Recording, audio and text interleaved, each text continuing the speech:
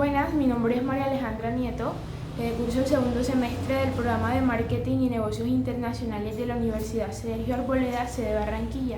El día de hoy voy a hablar un poco más acerca de la civilización egipcia. ¿Pero qué es la civilización egipcia? Vemos de que esta se forjó aproximadamente en el año 4000 a.C. Luego de que se formara o se fundamentara un poco acerca del lenguaje, vemos de que esta civilización se convirtió en una de las más icónicas e importantes de la historia, y por lo cual vamos a analizar un poco de ella el día de hoy.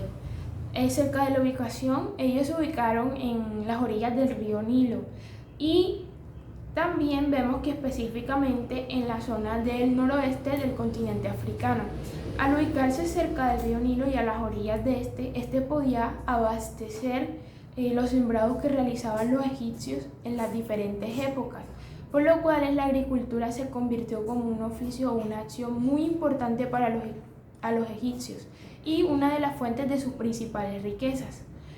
De acuerdo con la historia y el origen de esta civilización, vemos que esta, al ubicarse en la zona noroeste del continente africano, se limitaba al este con el Mar Rojo y al norte con el Mar Mediterráneo, y también se encontraba cerca de extensas plazas de arena que se consideraban desiertos, tal como hoy en día, y pertenecen hoy a países o principalmente continentes que podemos resaltar entre ellos como lo son los israelíes, Libia y también Sudán, esos territorios. También podemos mencionar un poco que antes de convertirse en esa civilización que hoy en día conocemos tan importante, esta estaba dividida, pero alrededor de la media luna fértil, o también conocida como creciente fértil, en el cual al norte se le llamaba como Tierra Blanca, al sur y al norte se le llamaba como Tierra Roja. Y un siglo después, cuando el rey Menes se convirtió en el gobernante que iba a dominar el territorio norte, vemos de que este tomó la decisión de unificar estos dos, y luego de eso se convirtió en uno de los primeros faraones en la historia de la civilización egipcia. Ahora vamos a analizar un poco acerca de la organización política de la civilización egipcia. Vemos de que esta civilización tenía una organización política descendente, en el cual primero iban los dioses, luego iba el faraón o rey, luego los muertos benditos y luego iba la humanidad, representada en este caso por el pueblo.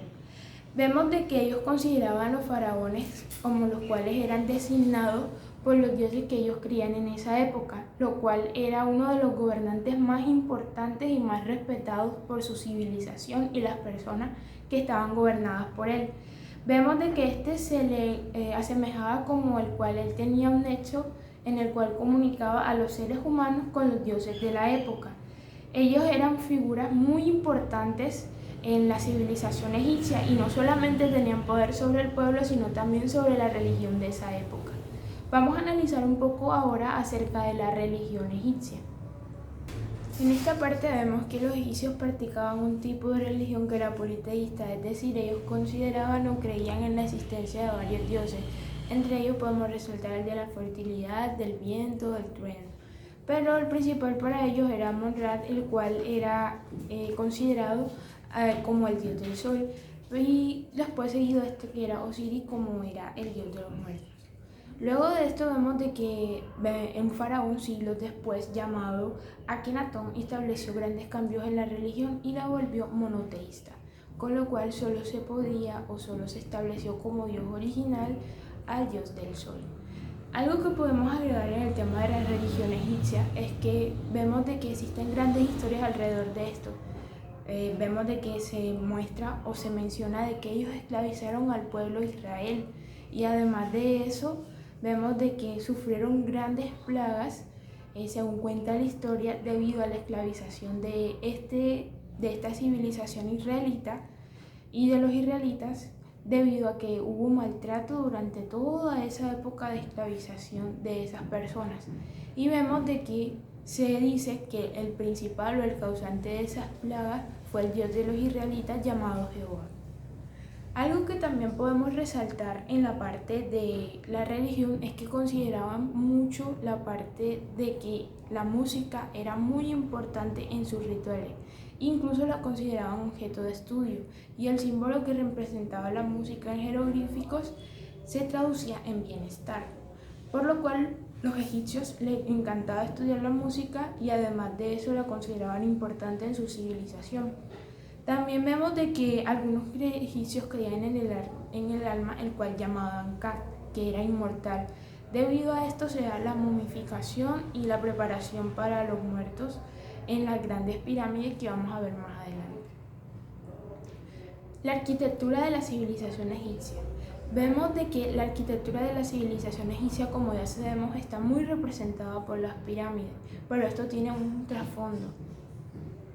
Sí, señor, estas tumbas tienen un trasfondo, ya que vemos de que, si no lo sabían, estas eran consideradas como el pasaporte que tenía el alma hacia otra vida, por lo cual cuando se momificaban ya los cuerpos se llevaban a ese lugar, se preparaban y se llamaban de pertenencia para que las personas o sus almas puedan viajar o emprender su viaje hacia otras vidas.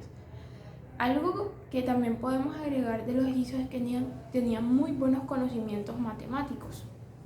Sí, ellos manejaban las matemáticas y los números como ninguna otra civilización. Fue tanto su pasión por las matemáticas y el cálculo que vemos de que ellos desarrollaron la unidad de medida codo, en el cual se medía la longitud del antebrazo, es decir, desde el codo hasta los dedos.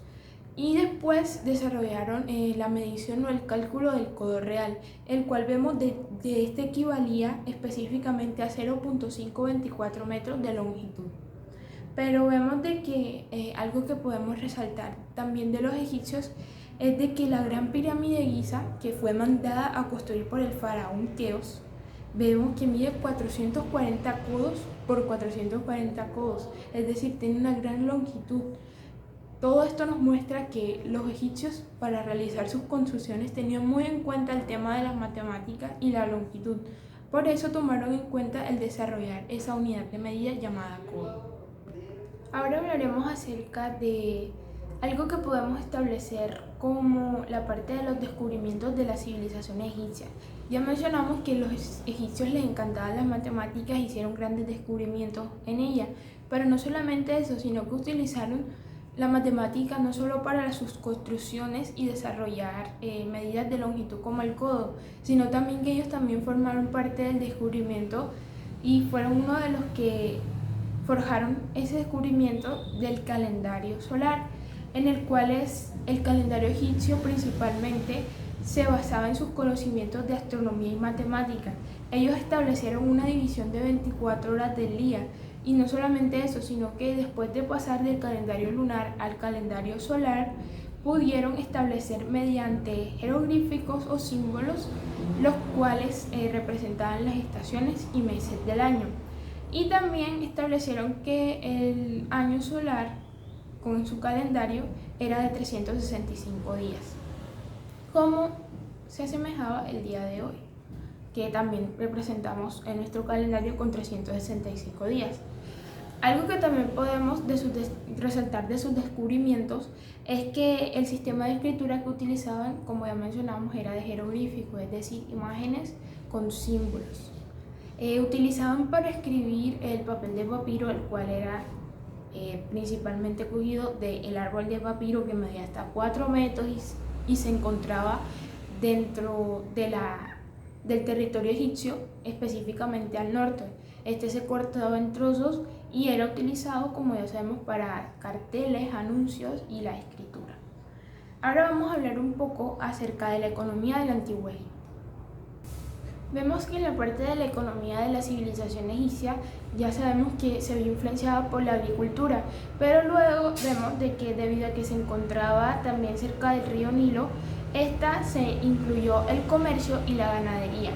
Vemos de que se desarrolló alrededor de 1350 a.C. y el 31 después de Cristo. Como ya sabemos, el máximo poder político era el faraón, y luego se venía de forma descendente, la jerarquización, como ya analizamos, los cuales eran los sacerdotes, los escribas, los comerciantes, los artesanos y por último eran los campesinos. Aunque estos representaban una parte importante, porque como ya sabemos, la agricultura era importante para los egipcios, era prácticamente sus ingresos. Vemos de que también en esta parte, aunque la civilización y este territorio es historia hoy en día y era una civilización antiquísima, la parte del derecho a la propiedad era avalado por la justicia y respaldado por esta. Y cabe señalar que buena parte de la actividad económica que se realizaba en el antiguo Egipto principalmente tenía lugar, como ya sabemos, en el antiguo río Nilo. Pero vemos de que además de que este proveía el agua necesaria para los cultivos, facilitaba también la parte del comercio y el transporte, por lo cual esto también generaba ingresos para la civilización.